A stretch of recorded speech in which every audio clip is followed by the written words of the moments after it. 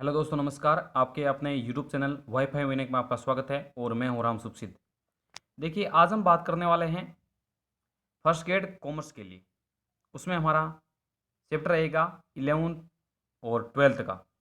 तो आज हम बात करने वाले हैं 11th बुक की। उसमें हमारा पहला चैप्टर है लेखा शास्त्र एक परिचय।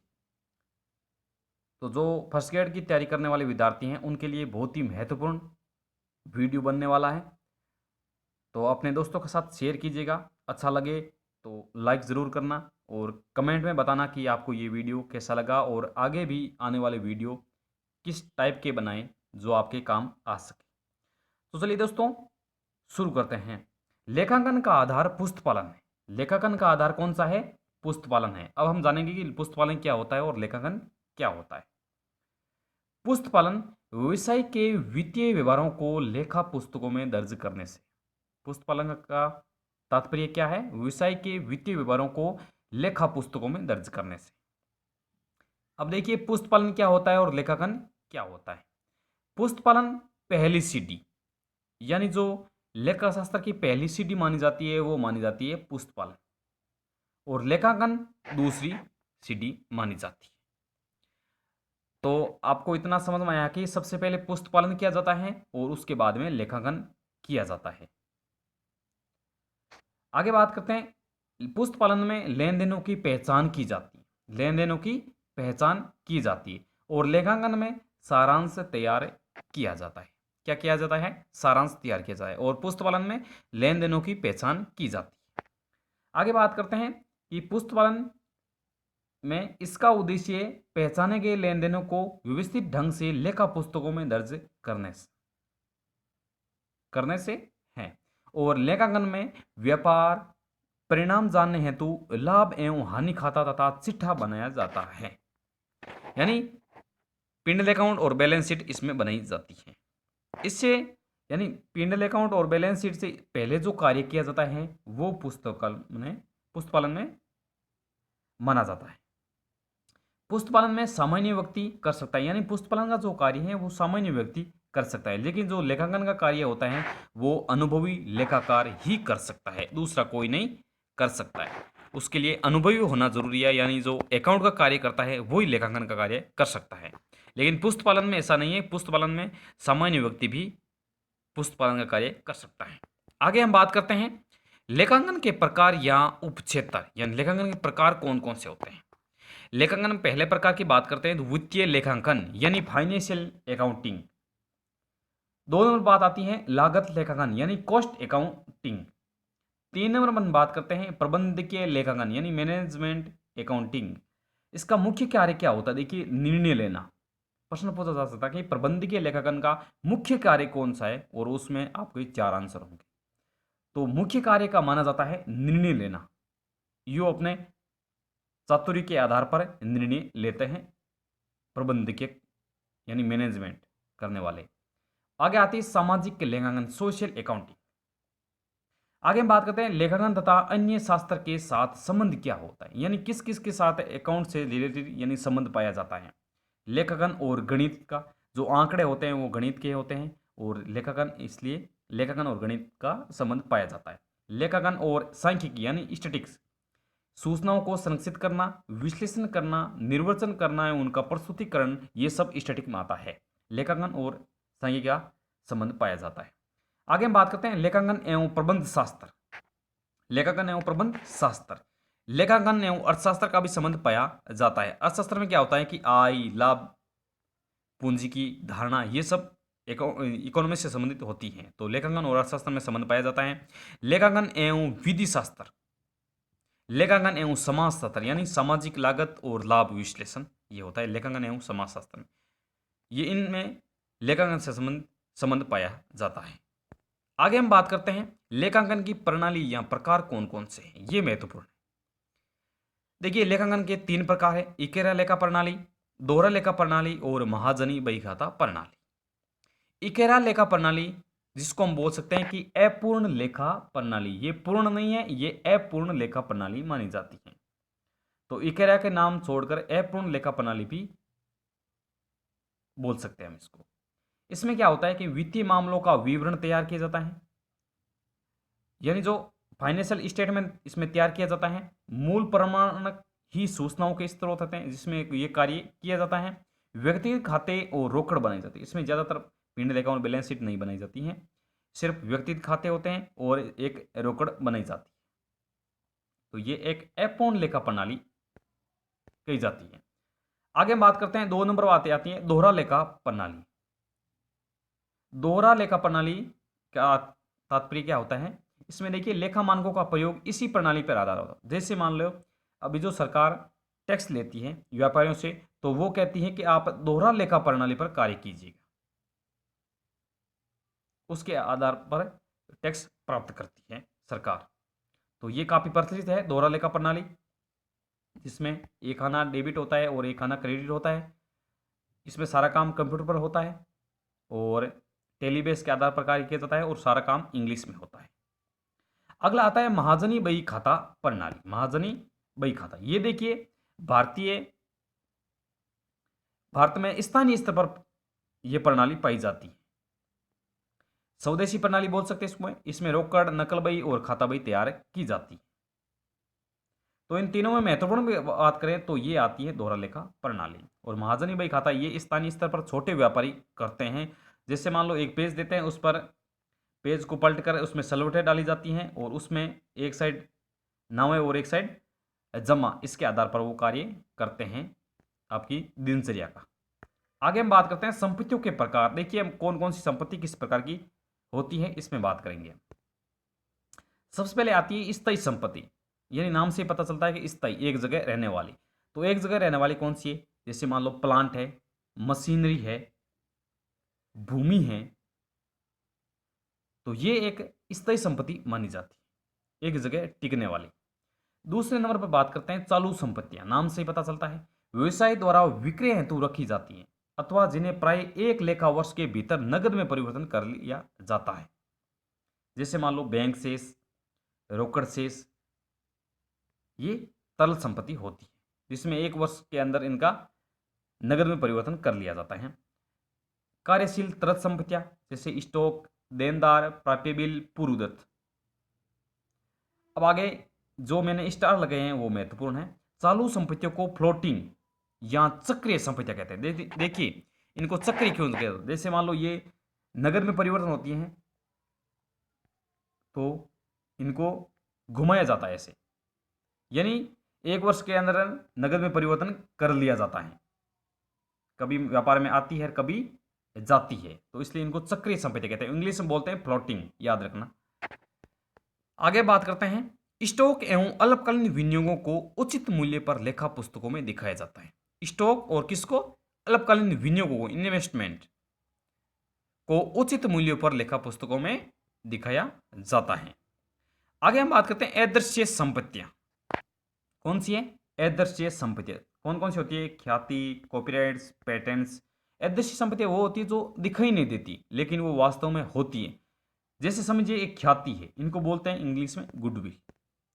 अब देखिए इसको समझिए, जैसे मान लो मैंने दुकान खरीदी है 5 लाख और मैं 10 साल से वो दुकान चला रहा हूँ, काफ़ी अच्छी तरह से ढंग से चल रही है, काफ़ी मेरी जान पहचान हो गई है, व्यक्ति आते हैं और मेरे से माल खरीदते हैं, यानी मेरा नाम हो गया मार्केट में कि उनकी दुकान है, उन पर ये माल मिलता है, उचित मूल्य पर मिलता है।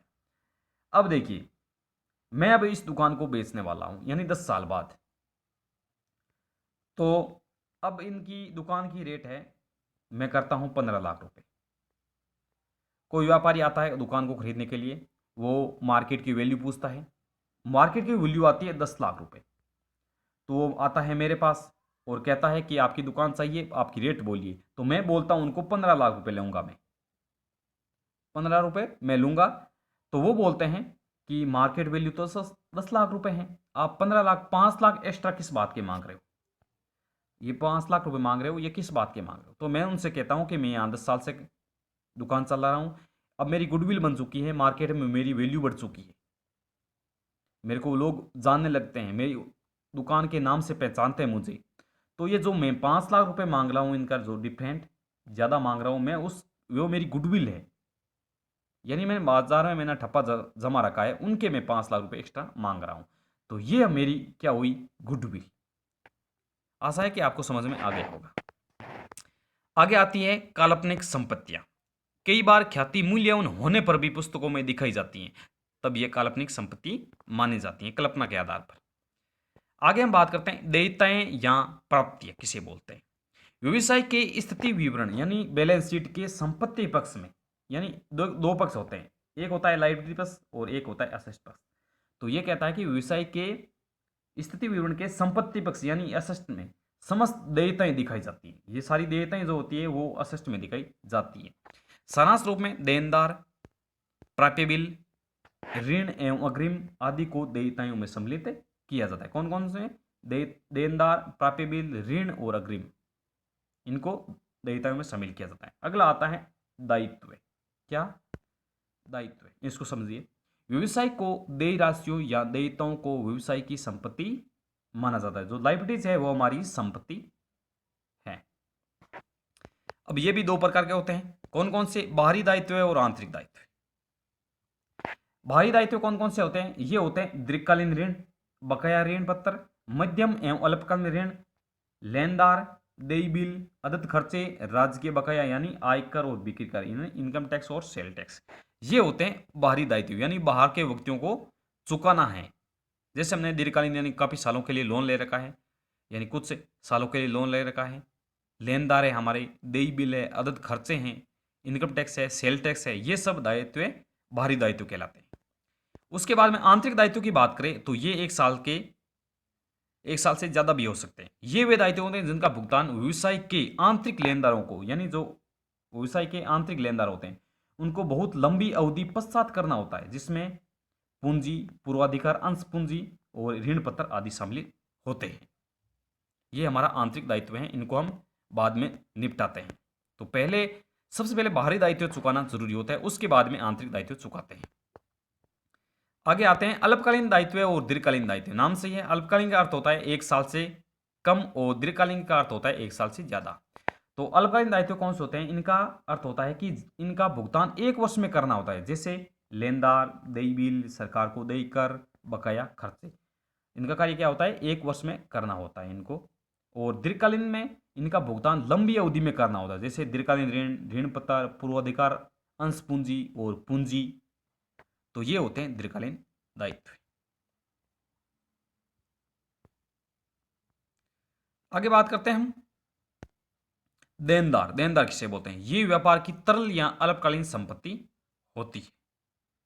एक होता है देनदार और एक होता है लेनदार। देनदार वो होते हैं यानी हमें पैसे देने वाले, हम लोगों से पैसे मांग रहे हैं, तो ये हमारा हो गया देनदार। एक होता है लेनदार यानी लोग हमसे पैसे मांग रहे हैं, तो ये लेनदार कहलाता है। अब देखिए, एक होता है प्राप्य बिल और देय बिल, बिल्स पे और बिल रिसिप्ट, बीआर और बीपी बोल सकते हैं। तो एक होता है प्राप्य बिल और देय बिल। देय बिल की अगर हम बात करते हैं तो आयगत व्ययों को लाभ हानि खाते में नाम में लिखते हैं। नामे का अर्थ हुआ, देखिए ये खाता होता है, एक साइड होता है डेबिट और एक साइड होता है क्रेडिट। डेबिट को बोलते हैं नाम पक्ष और क्रेडिट को बोलते हैं जमा पक्ष। तो जो आयगत व्यय होते हैं उनको लाभ हानि यानी पीएनएल अकाउंट, कौन सा? पीएनएल अकाउंट के खाते में नामे लिखते हैं। अगला आता है स्थगित आयगत व्यय। ये कौन सा है? देखिए, इनका लाभ व्यवसाय को 1 से अधिक वर्षों तक मिलने की संभावना होती है, वो होते हैं स्थगित आयगत व्यय। आगे हम बात करते हैं, एक महत्वपूर्ण फैक्ट लिखा है मैंने, इनको पहचानिए। देखिए, सबसे पहले देखिए पहचान की जाती है, उसके बाद में पुष्टिकरण किया जाता है, उसके बाद में वर्गीकरण किया जाता है और अंत में जाकर संक्षिप्तकरण किया जाता है। तो इन लाइन को क्रम से याद रखना आप। पहले पहचान की जाती है, उसके बाद में प्रविष्टिकरण किया जाता है, उसके बाद में वर्गीकरण किया जाता है और अंत में जाकर संक्षिप्तीकरण किया जाता है। तो ये क्रम में प्रश्न पूछा जा सकता है कि इसमें कौन सा क्रम सही है, तो ये ध्यान रखना। देखिए, जो भी महत्वपूर्ण होगा फैक्ट होगा वो आपको बता दिया जाएगा। अब देखिए हम बात करते हैं अंतिम स्टॉक हो। ये जो मैंने अलग पेन से लिखे हैं वो मोस्ट हैं, इनसे अच्छी तरह से आप वाकिफ होंगे। और अभी आप वापस देख लेना। अंतिम स्टॉक को मिलान अवधारणा में दिखाया जाता है। प्रश्न पूछा जाता है कि अंतिम स्टॉक को कौन सी अवधारणा में दिखाया जाता है, तो अंतिम स्टॉक को मिलान अवधारणा में दिखाया जाता है। मार्च में हम जो स्टॉक लेते हैं वो स्टॉक मिलाते हैं, तो इसमें ऐसे याद लेना, अंतिम स्टॉक को मिलान अवधारणा में दिखाया जाता है। अग्रिम प्राप्त आय एवं बकाया आय को भी मिलान अवधारणा में दिखाया जाता है। कौन सी आय को? अग्रिम प्राप्त आय और बकाया आय को। आगे मिलान अवधारणा को अर्जित अवधारणा भी कहा जाता है। तो मिलान अवधारणा का एक अन्य नाम और ज्यादा जाता है अर्जित अवधारणा। तो ध्यान रखना, एग्जामिनर प्रश्न मिलान अवधारणा का नया पूछकर अर्जित अवधारणा भी दे सकता है। तो ध्यान रखना, मिलान अवधारणा और अर्जित अवधारणा एक ही है। मिलान अवधारणा को अर्जित अवधारणा भी कहा जाता है। आगे हम बात करते हैं लेखांकन परंपराएं क्या कहती है। एक रूपता की परंपरा। अब देखिए आगे हम पढ़ेंगे डेप्रिसिएशन, मूल्यह्रास। देखिए एक रूपता की परंपरा क्या कहती है। मूल्यह्रास पढ़ेंगे, उसमें बताएंगे आपको एक स्थायी विधि आती है और एक आती है क्रमगत ह्रास विधि। तो एक रूपता कहती है कि एक विधि को अपनाओ आप, या तो स्थायी विधि को अपनाओ या क्रमगत ह्रास विधि को अपनाओ। ऐसा नहीं कि एक साल हमने ह्रास विधि यानी स्थायी विधि को अपनाया, उसके बाद में एक साल क्रमगत विधि को अपनाया, नहीं, आप लगातार एक विधि को अपनाओ। एक रूपता की परंपरा ये कहती है। आगे आती है सूचनाओं का पूर्ण रूप से प्रकटीकरण की परंपरा, यानी सूचना होती है उनको एक पूरा प्रकट करो। जैसे मान लो एंट्री की हमने, उसके बाद में जो नरेशन आता है उसमें सारा कार्य लिख दो कि ये एंट्री यहाँ से हुई है, इनका ये नाम है, इनको ये बेचा है, इनको ये खरीदा, जो भी आप इनका सूचनाओं का पूर्ण प्रकटीकरण करो। आगे आती है रूढ़िवादिता की परंपरा। ये महत्वपूर्ण परंपरा है, ध्यान रखना, यहाँ से प्रश्न उठता है हमेशा। रूढ़िवादिता का परंपरा, इसको बोल सकते हैं सतर्कता की परंपरा, अन्य नाम इसका है।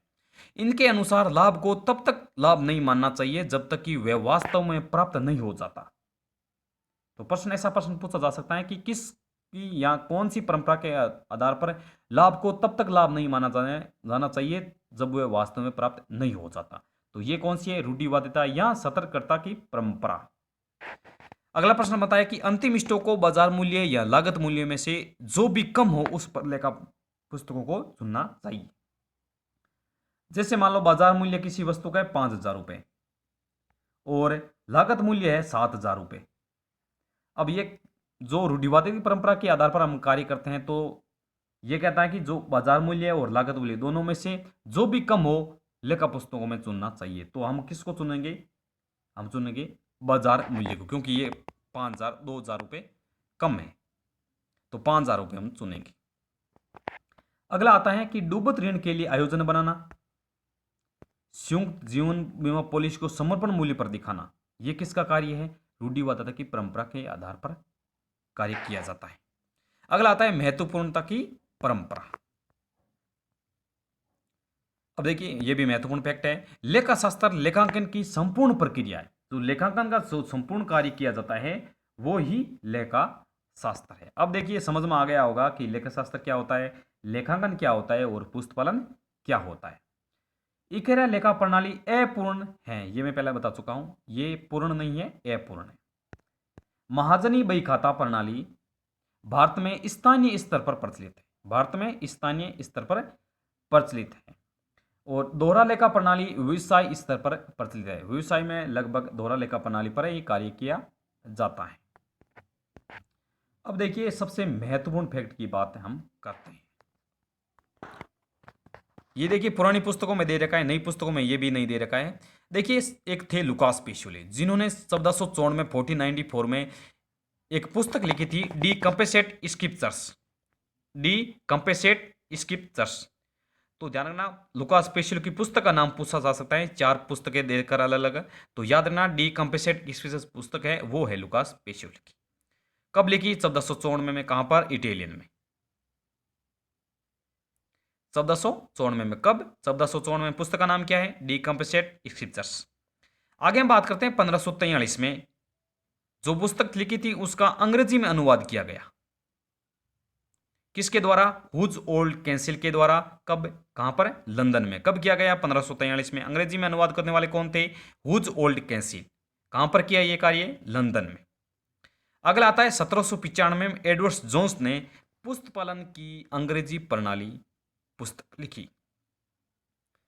देखिए 3 फैक्ट है, बहुत ही महत्वपूर्ण फैक्ट है कि 1454 में लुकास पेशोल ने डी कंपेसेट स्क्रिप्चर्स नाम से पुस्तक लिखी थी और आते आते 1543 में इनका जो अंग्रेजी अनुवाद हुआ इस पुस्तक का वो करने वाले थे हुज ओल्ड कैंसिल लंदन में।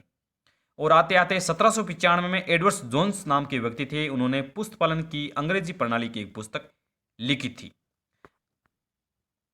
अगर हम आगे मान्यताओं की बात करते हैं तो ये मान्यता आती है निरंतरता, एकरूपता, उपार्जन। उपार्जन, रूढ़िवादिता, इनको हम एक अलग टॉपिक में पढ़ेंगे क्योंकि यहाँ से हमेशा उदाहरणों में से हमेशा प्रश्न आता है, तो इनको हम अलग से पढ़ेंगे एकदम अच्छी तरह से।